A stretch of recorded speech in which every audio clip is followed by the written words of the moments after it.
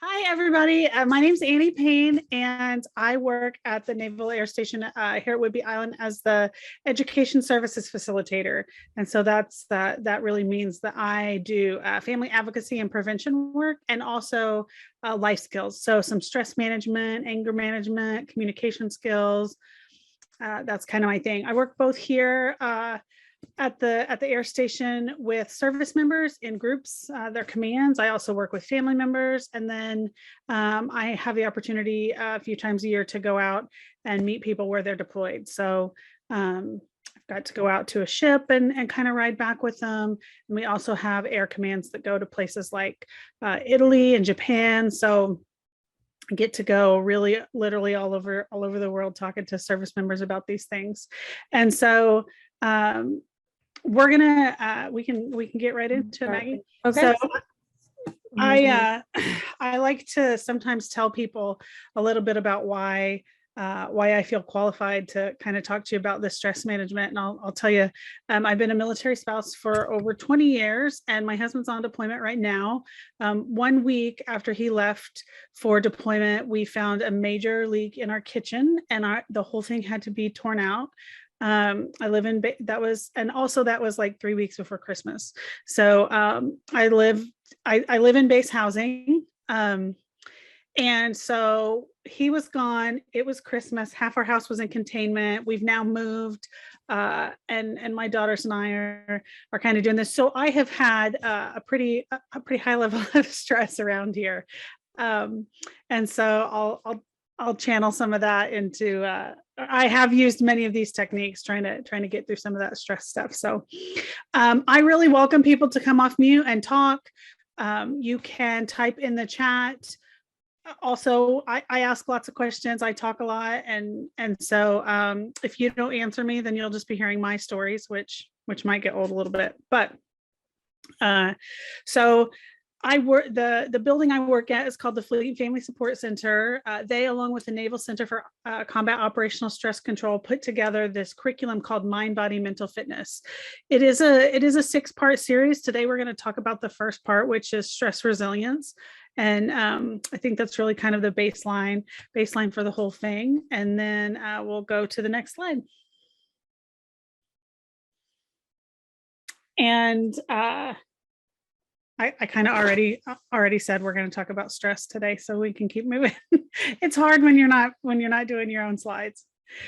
So our objectives are going to be kind of talk about the different domains of resilience and how we can build some of that resilience up, talk about energy management and really kind of our allostatic load and how much stress we're putting on versus when we're able to kind of take that break.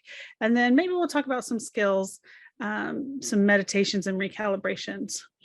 So there's a quote here that I think is worth mentioning that says, "The oak fought the wind and it was broken, but the willow bent when it must and survived." And I think that's really true. In the military, we talk about resilience all the time, but it really applies to everybody.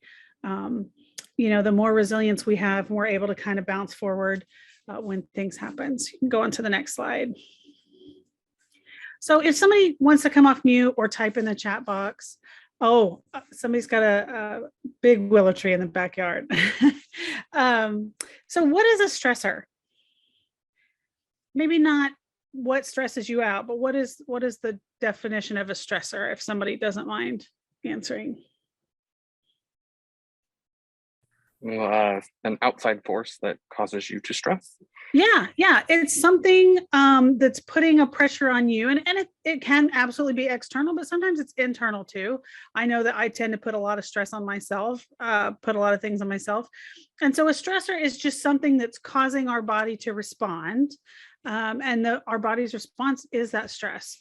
And so we're going to watch a video in a little bit that talks about this. So I won't say it too much, but I really, when I talk about stress resilience, we want to talk about how we can use stress as a signal and to motivate us, and not just to think of stress as this bad thing and this heavy load. There's actually some studies that show when you use stress as a signal and a kind of a motivator, that that your body stays more healthy than if you think, oh, I've got all this weighing down on me. So it's we want to transition people into thinking stress is their friend instead of the enemy. All right, next slide. So probably everybody's heard of flight, fight, or freeze. This is one of my favorite things to talk about when we're talking about stress. And does anybody, you can raise your hand, or you don't have to, but does anybody kind of identify as that fighter?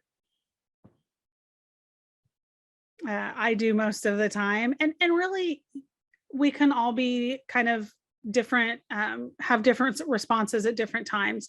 But what I really want to point out is, if you are the fighter, that doesn't mean you're going after a bear with a sword. But when we have a fight response to stress, then we're looking at it like that stressor is a challenge. And so we want to kind of step up and meet that challenge when we're kind of in that fight response. Whereas if we're in flight, it doesn't mean we're running away. It's not a sign of weakness or we're scared. It just means we're choosing not to engage. We are not going to, do whatever this is. So a lot of times I tell people, that flight response might be your mom calling and you're about to walk out the door or something. Some people may choose, I don't have time for that right now, and you just don't answer the call. It doesn't come off as like I said, as a weak or running away type of thing. It's just you're choosing not to engage right now. And there are times when kind of both of these are appropriate or inappropriate. And so does anybody have any kind of anything where one of these may be an appropriate time, either fight or flight? Or inappropriate, either one?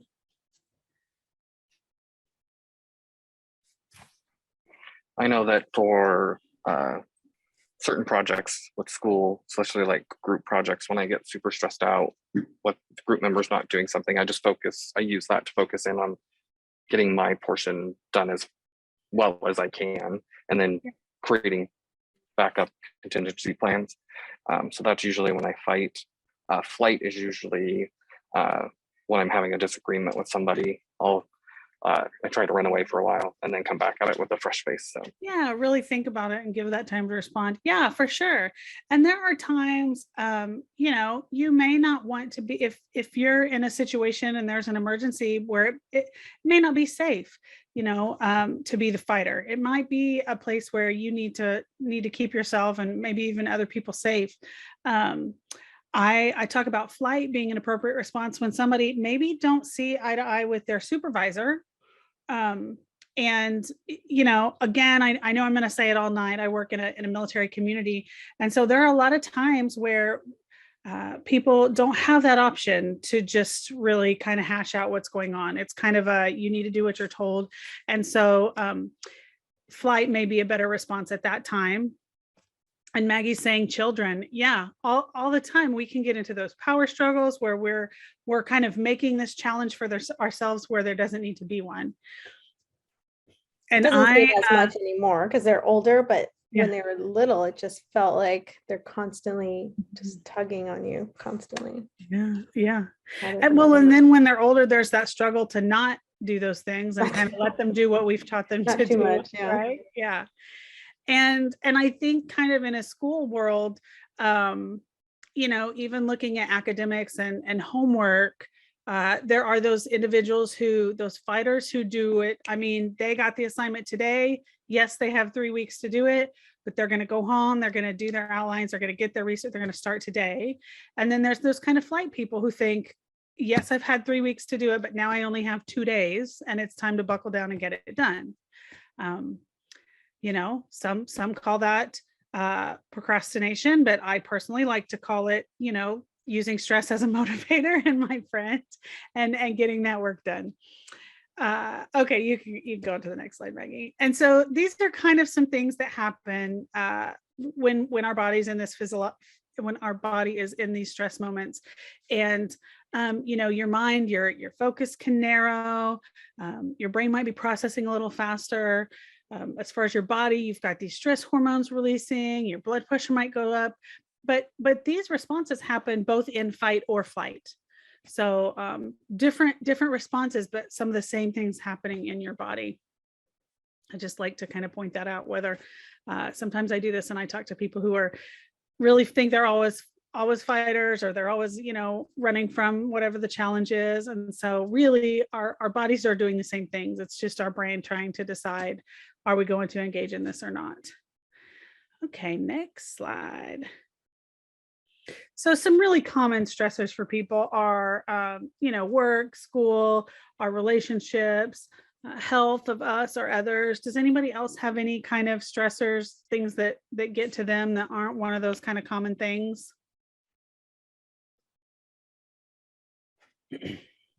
I'll say, it might be, oh, go ahead. Sorry. Oh, I was just gonna include mental health in that health, but Absolutely. We are having, really, it's really nationwide. There is such a shortage of mental health providers that people, it's really a healthy behavior to seek this help, and people aren't able to get in, or it's taking a really long time to see clinicians. And so that's absolutely a stressor on top of somebody who already realizes they're kind of dealing with some things. Finance is a huge stressor for lots and lots of people. And then COVID, absolutely. Whether, what are the current quarantine guidelines? What does that look like? I think now you can quarantine on your 15-minute break from work, and otherwise you need to be there. That's a joke in my office anyway. But we, even down to people deciding if they're going to continue working or not because of their decision to be or not be vaccinated. I talk to people all the time who are losing, they're choosing to lose their retirement or their income because they're choosing, they're deciding what's best for them as far as a vaccination. And that is a huge decision that's going to affect not just right now, but, for the rest of their lives. And so that's absolutely a major stress we have right now. I talk to people who are trying to decide what to do once they leave the military. Are they going to go to school? Are they going to open a business? Are they going to, and I know that people who are in school right now are thinking those same things. So lots and lots of big stressors out there. And so my next question, and again, you can come off mute or you can type in the chat box, is how do you know when you are under a lot of stress, other than, your brain is just telling you? But are there any ways that any of you kind of really feel, you feel a certain way, or you notice yourself doing certain things? Let me tell you. Oh, go ahead, Chelsea's first. Go ahead, Chelsea. Oh, I've been waiting for this moment. No, I get like, it's almost like this like mental image of like pulling my hair out. Like I just like, oh, it's like, it's fine, everything's fine, I'm cool, it's cool. There's 3 dogs in my room right now as I'm trying to finish something and host an event. I'm fine. I touch my hair a lot. Yeah, I can get that one. All right, somebody else. Oh, Amanda, I think, was the next one that was going to talk, but she said she gets body aches. I don't notice any feeling in my body when I'm really stressed, but I know that I have such a shorter temper, I'll say, with my children and family, and even the dog when I get home. She's so excited to see me, and we have an 8-month-old German Shepherd puppy, and she's so excited to see me, and I know that is going to be the case when I walk through the door. But if I'm carrying this big load of stress, and that's not fair to her or my kids when, they just ask me a question and then I snap at them because they wanted to know where the mixing bowl was, so lots, I will tell her hi for you. Yeah, it really manifests differently for different people. I have a coworker that when she comes to this training with me, she talks about how she almost feels her shoulders rising because they get tighter and tighter and tighter. And so we all kind of realize it in different ways, but really there's these 4 domains of stress and how we feel stress and how we can build resilience to stress. And that's our mind. Somebody's talking about they can't sleep, and that may be because their mind is racing, or they're thinking about all the things they need to do or didn't do, or, it's just going. And also adversely, our minds, we can just kind of shut down. We're not gonna focus on it. We're gonna maybe veg out and watch TV or something to really slow our mind. And there's all kinds of things with body. People talk about appetite, either more appetite or lack of appetite. Wanting to have more physical activity, or the opposite, less physical activity. Socially, again, those 2 polar opposites. We either are stressed out at home, maybe, so we don't want to be there, and we want to go out and do other things, or, and this is one that I have been guilty of, is we have plans that it's something we know we'll enjoy and we really want to do it, but when it comes time, we don't want to go. We'd rather stay home. And especially in this, we've been living in this COVID environment where we got so comfortable just staying at home and not doing things. Sometimes I think it's easy to say, I'm not going to make it tonight. And then spiritually, this could mean religion. A lot of people think that's what I mean, and it absolutely could mean religion, but also just things you connect with. So I know a lot of people that go out and just enjoy being in nature and walking. We live in such a beautiful area, and that can really kind of lift spirits. But if you're really stressed out, you may not want to do that, may not make the time for that. We're going to talk about these domains a little bit more, and next time, instead of talking what stresses us out, we'll talk about what helps. Oh yeah, Frederica gets quiet and avoids people. I sympathize with that one for sure. All right, Maggie, you can go to the next slide. So I know I said I'm going to talk about the military all day, and if you've been around the military, you've seen this kind of thermometer, and really we talk about kind of these different areas as where you are and kind of getting back to green. And so we know that stress is inevitable. It's not in our control. Things are going to happen. And so if we are in the green, that doesn't mean we're stress-free, but we're pretty, mission ready, whether that means we're going to go to work and, we're ready to do our job or school, or, going home from work or school, we're pretty good to go. And then those stressors are going to happen, and we're going to get into the yellow and react. And so this may be something like, oh, you're leaving 10 minutes early. You look at the clock, you thought it was 7, it's 7:10.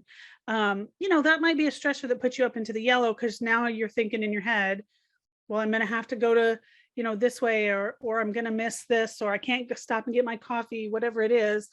But you can kind of generally recover from that and get back down to the green. But what happens if you're already 10 minutes late, and then you pull out and somebody cuts you off in traffic? Well, you're a little more in that yellow, a little deeper dug in.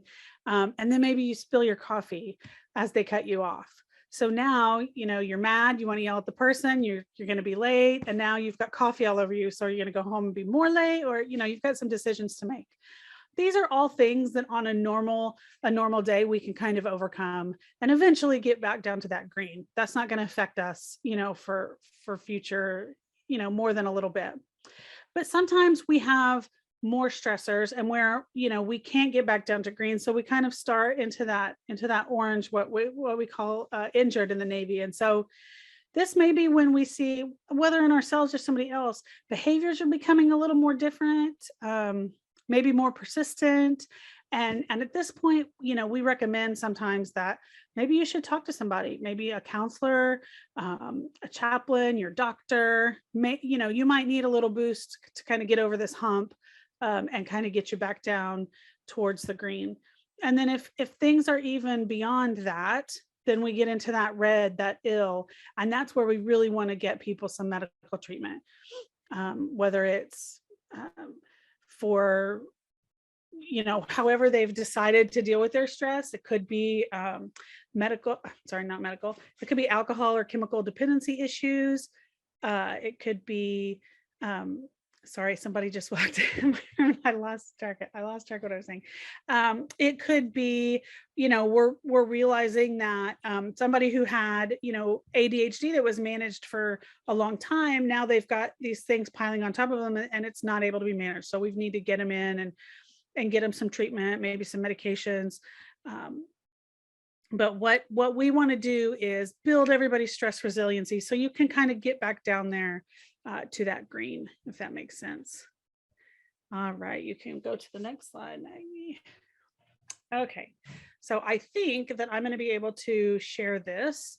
Let me get it up. I'll stop sharing and then. Okay. Let's see. Again, I'm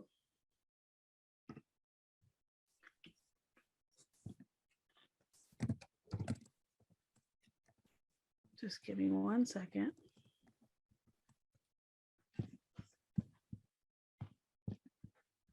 Have to find.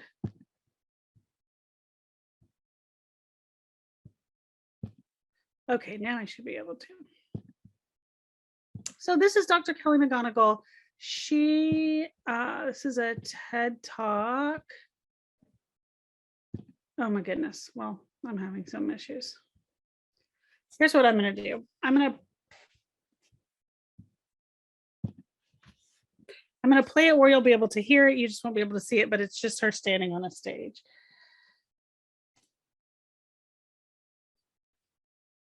I just need 1 second.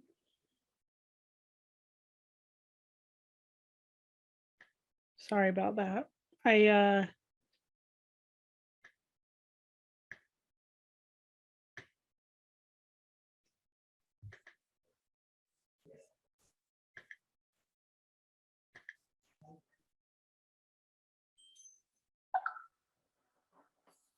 All right, can you hear?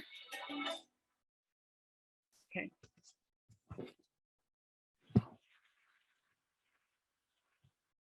I have a confession to make. But first, I want you to make a little confession to me. In the past year, I want you to just raise your hand if you've experienced relatively little stress. Anyone? How about a moderate amount of stress?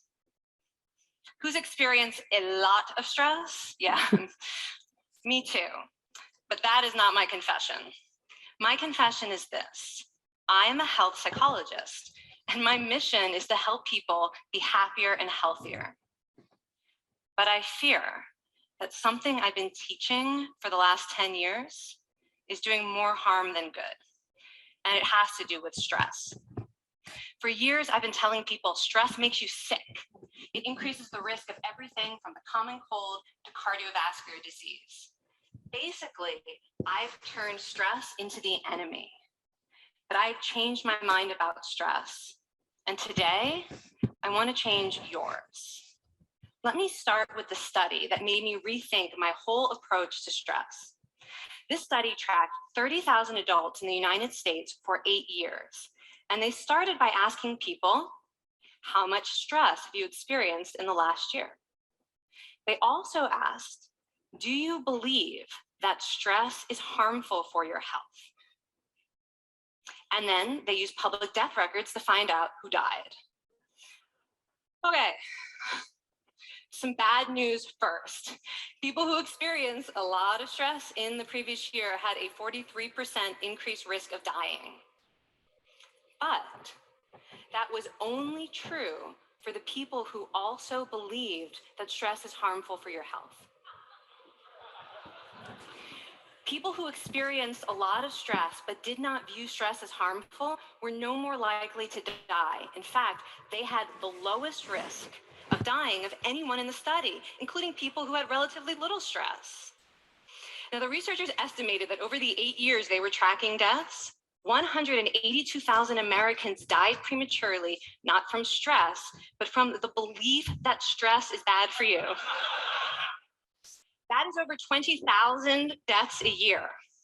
Now, if that estimate is correct, That would make believing stress is bad for you the 15th largest cause of death in the United States last year, killing more people than skin cancer, HIV, AIDS, and homicide. You can see why this study freaked me out. Here I've been spending so much energy telling people stress is bad for your health. So this study got me wondering, can changing how you think about stress make you healthier? And here the science says yes. When you change your mind about stress, you can change your body's response to stress. Now, to explain how this works, I want you all to pretend that you are participants in a study designed to stress you out. It's called the social stress test. You come into the laboratory and you're told you have to give a 5-minute impromptu speech on your personal weaknesses to a panel of expert evaluators sitting right in front of you. And to make sure you feel the pressure, there are bright lights and a camera in your face, kind of like this. And the evaluators have been trained to give you discouraging nonverbal feedback, like this.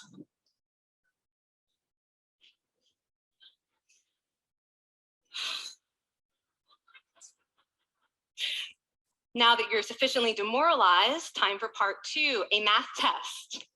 And unbeknownst to you, the experimenter has been trained to harass you during it. Now, we're gonna all do this together. It's gonna be fun for me. Okay.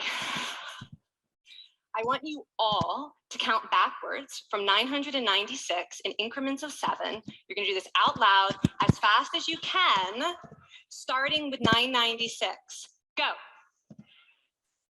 Go faster. Faster, please. You're going too slow. Stop, stop, stop, stop. That guy made a mistake. We're gonna have to start all over again. You're not very good at this, are you?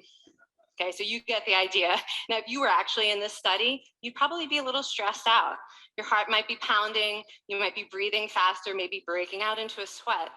And normally we interpret these physical changes as anxiety or signs that we aren't coping very well with the pressure. But what if you viewed them instead as signs that your body was energized, was preparing you to meet this challenge? Now, that is exactly what participants were told in a study conducted at Harvard University. Before they went through the social stress test, they were taught to rethink their stress response as helpful. That pounding heart is preparing you for action. If you're breathing faster, it's no problem. It's getting more oxygen to your brain. And participants who learned to view the stress response as helpful for their performance, well, they were less stressed out, less anxious, more confident. But the most fascinating finding to me was how their physical stress response changed. Now, in a typical stress response, your heart rate goes up and your blood vessels constrict like this. And this is one of the reasons that chronic stress is sometimes associated with cardiovascular disease. It's not really healthy to be in this state all the time. But in the study, when participants viewed their stress response as helpful, their blood vessels stayed relaxed like this. Their heart was still pounding, but this is a much healthier cardiovascular profile. It actually looks a lot like what happens in moments of joy and courage. Over a lifetime of stressful experiences, this one biological change could be the difference between a stress-induced heart attack at age 50 and living well into your 90s. And this is really what the new science of stress reveals, that how you think about stress matters. So my goal as a health psychologist has changed. I no longer want to get rid of your stress. I want to make you better at stress. And we just did a little intervention.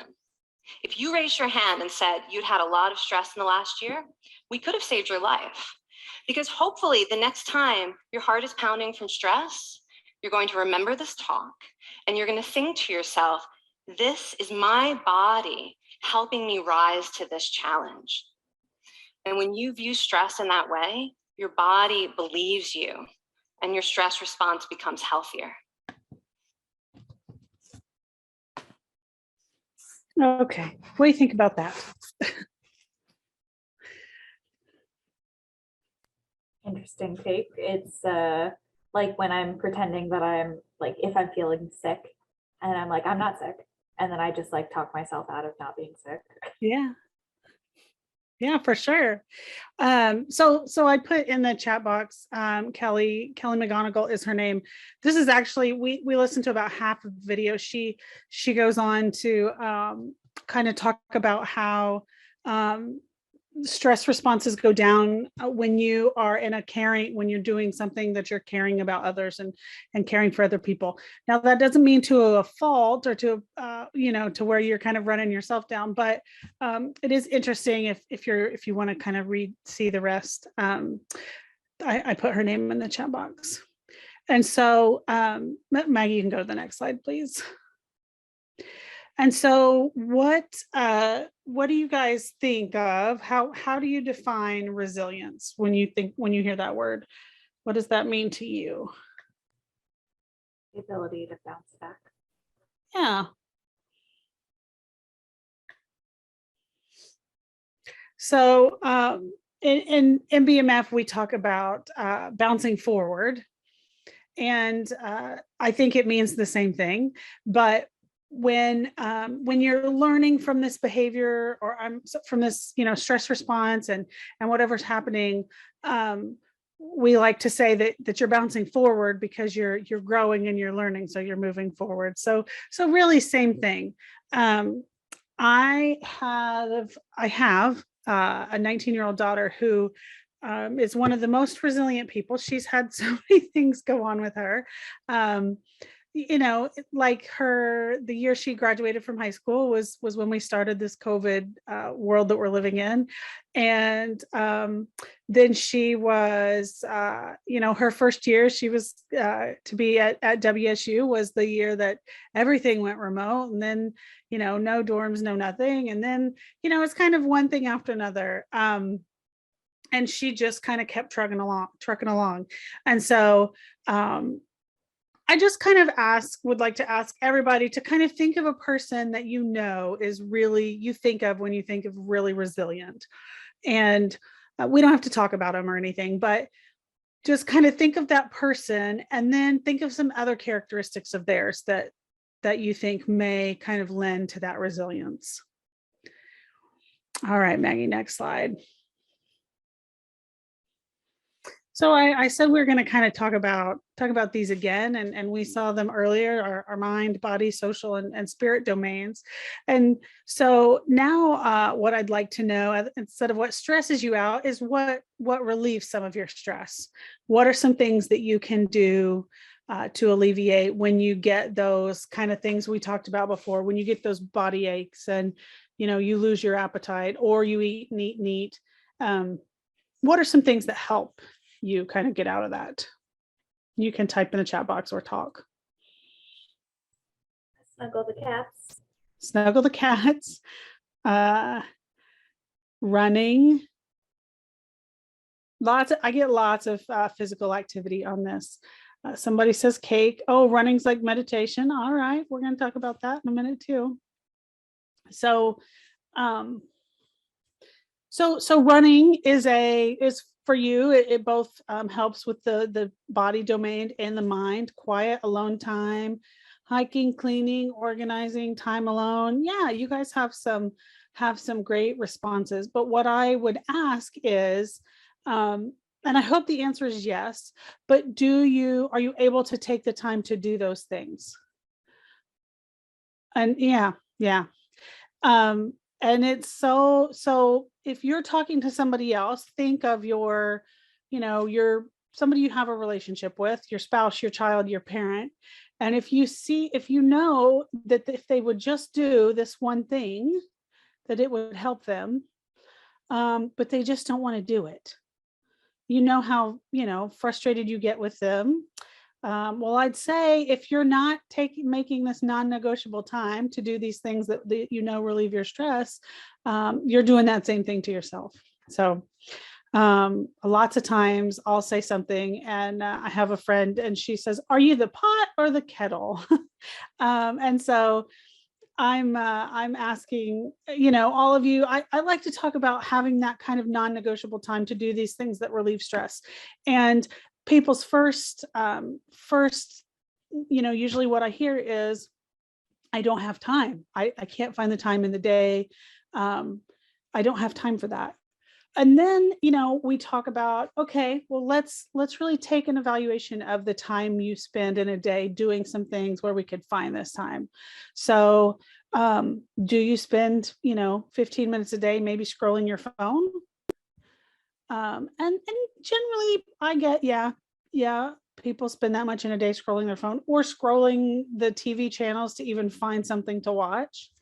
So maybe in that 15 minutes, instead of, phone scrolling or channel scrolling, we could put that down and maybe go for that walk or, go for that 15-minute run.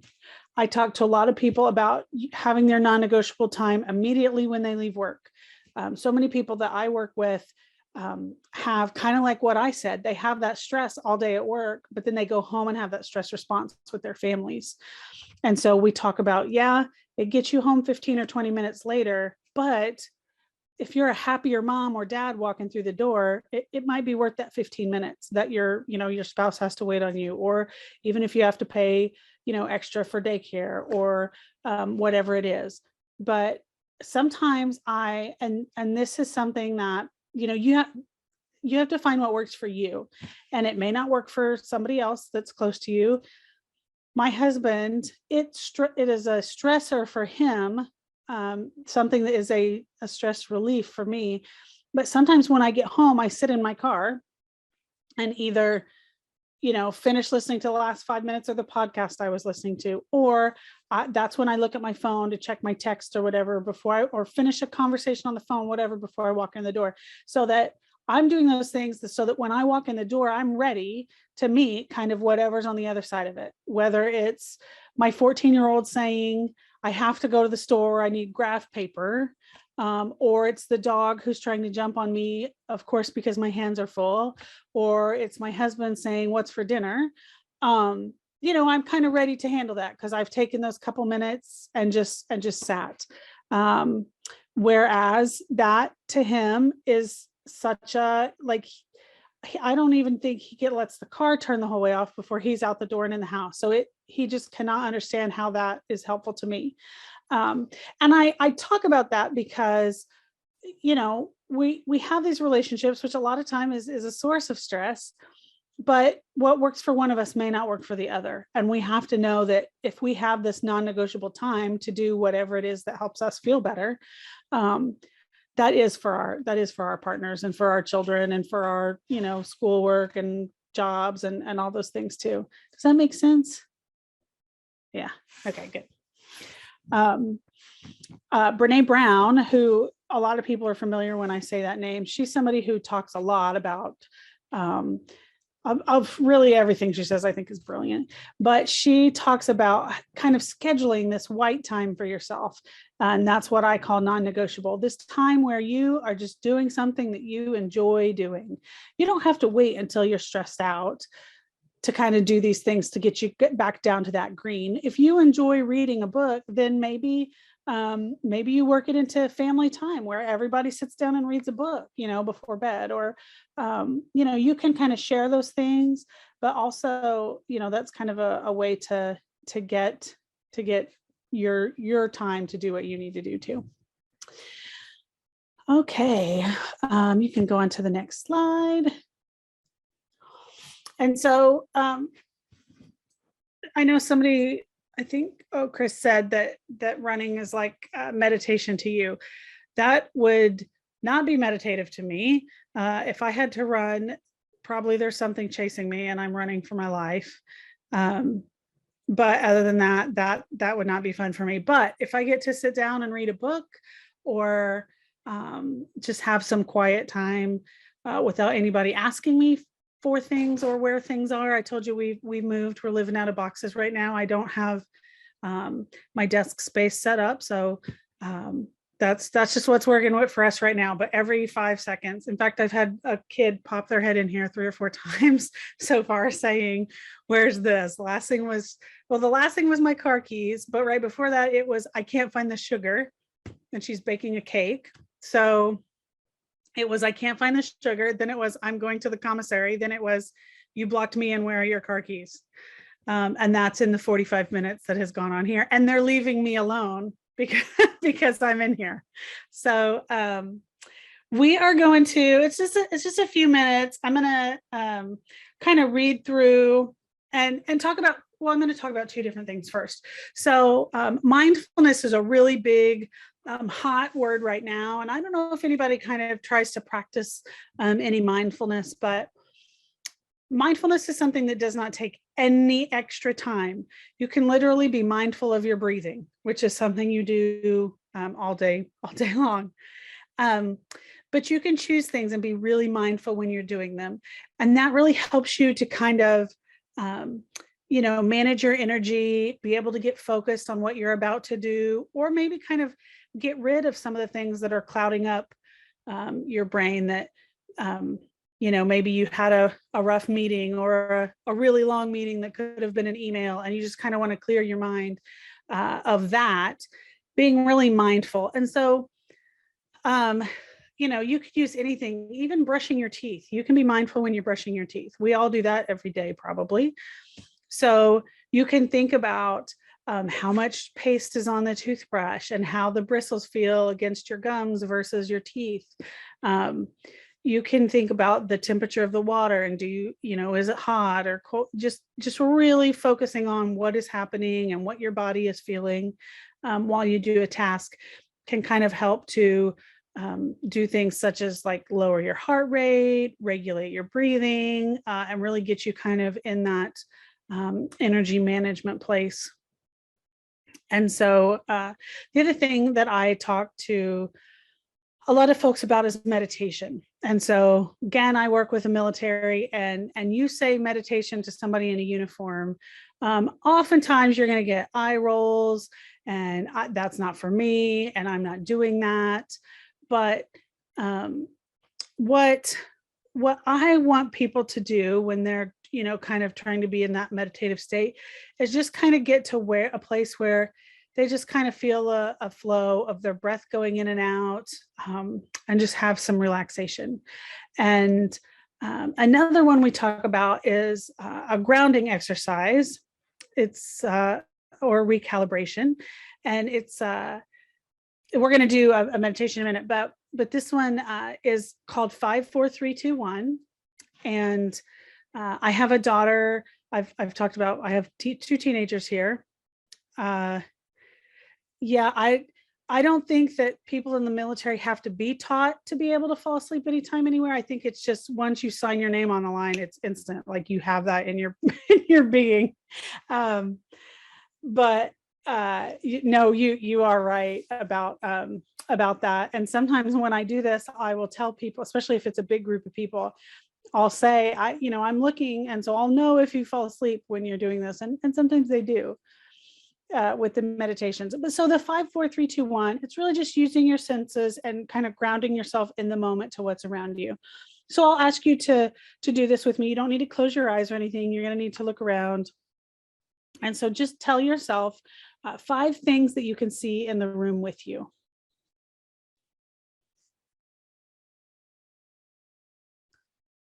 And 4 things that you can feel on or in your body.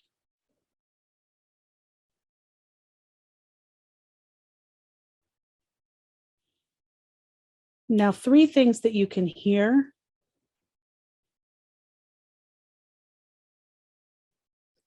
2 things that you can smell or that you like the smell of. And we'll finish with 1 positive thing about yourself.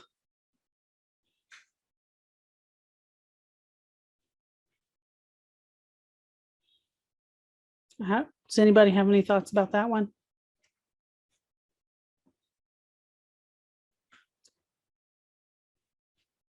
I have a 14-year-old daughter who has lots of anxiety. And she uses that one all the time. She's told her friends at school. She has a teacher that does it with students now. And I think for her and for people who have anxiety about things, I think it can really kind of stop your brain from racing or worrying about whatever is coming next or whatever it is that you're anxious about, and really kind of bring you back into the moment. So Maggie's tuning out the noise. It's so loud in downstairs, and it's in like when everything is so quiet and I'm actually paying attention, it's incredibly loud. Yeah. I tune it out all the time. It's crazy. Yeah.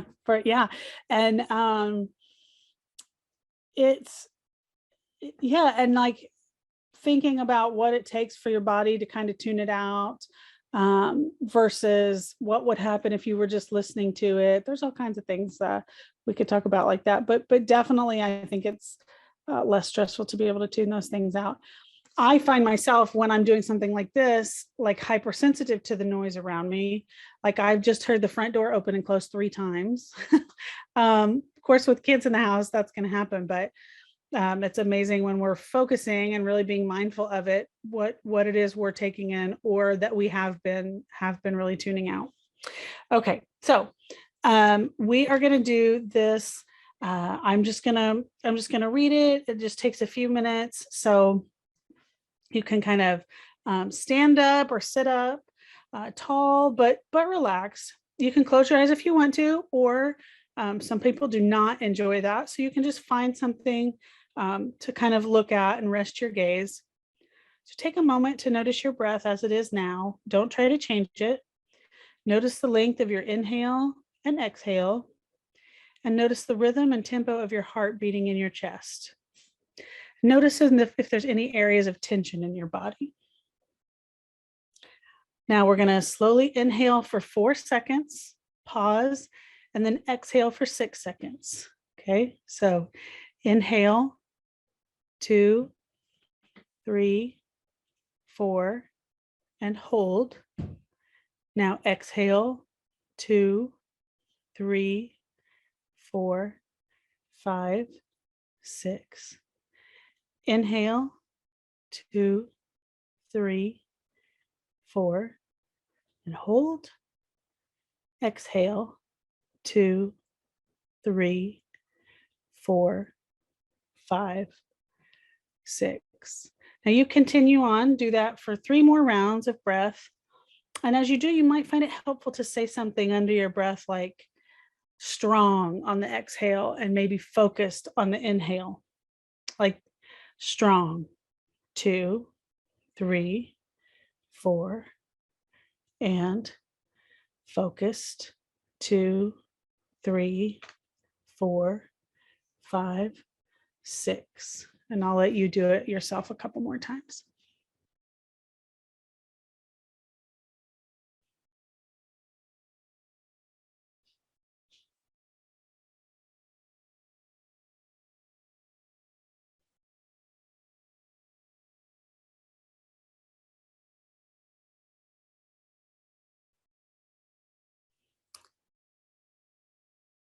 Okay, and when you're back, if you don't mind letting me know if anybody notice anything differently from when we started that exercise.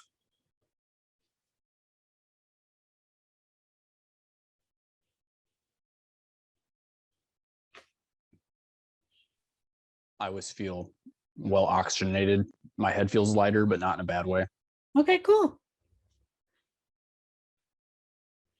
And has anybody done any kind of guided breathing or like that before?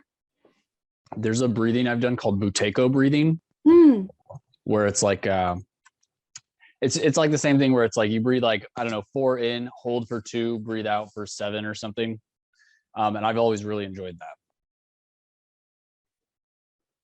So we know what works for you for relieving that stress. Oh yeah. Guided meditation. Yeah, it's nice to hear from people who have done some things and aren't super resistant to it. I spend a lot of my time with people who are resistant. So you can go on to the next slide, Maggie.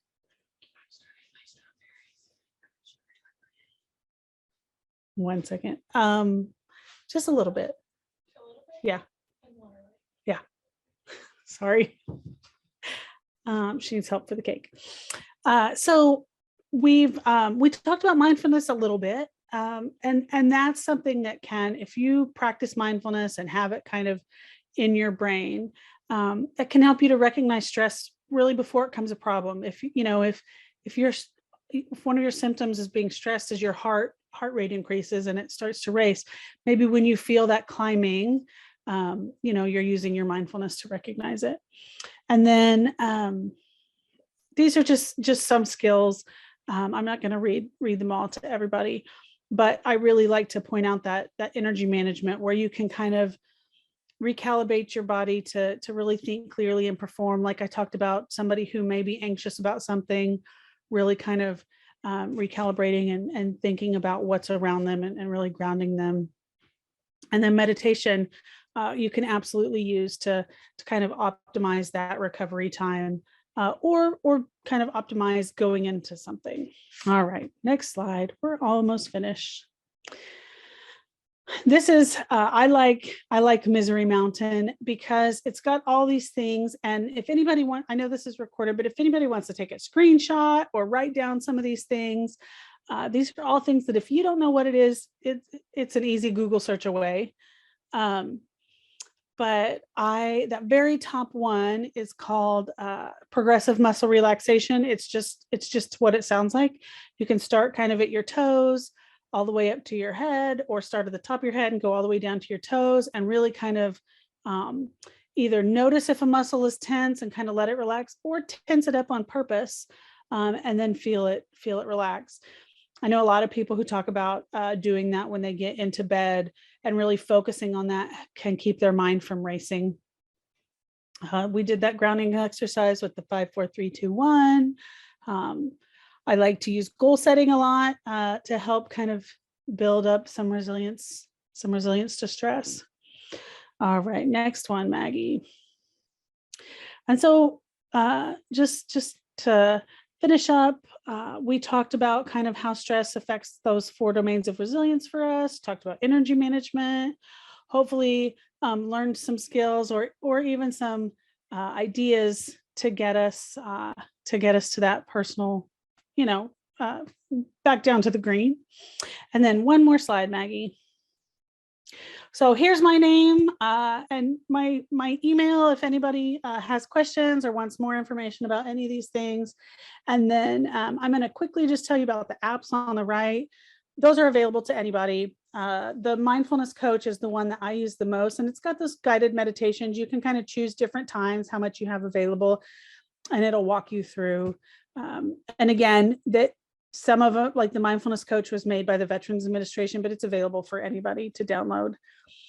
And that's it. Does anybody have, we're just about at our 6 o'clock time to head off, and I really want to honor that. But does anybody have questions for me or anything we want to talk about? Other than how much sugar you need to put in the strawberries for the middle of the cake. I really appreciate you going over this with us. Something that my therapist, tells me too is like,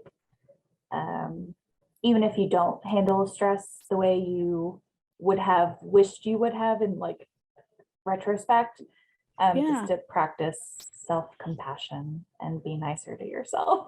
Absolutely. Take care of yourself whenever possible, for sure. All right. I had always heard too, like if you're in the middle of like a meltdown or a freak out session, that like splashing cold water on your face acts on the same nerves that your freak out is, and it like snaps you back into a different state, and that can be the beginning of like a sometimes you need that response that will just knock you out of whatever kind of spiral you're in, and then kind of get you back on the right path. Yeah, that's a good idea too.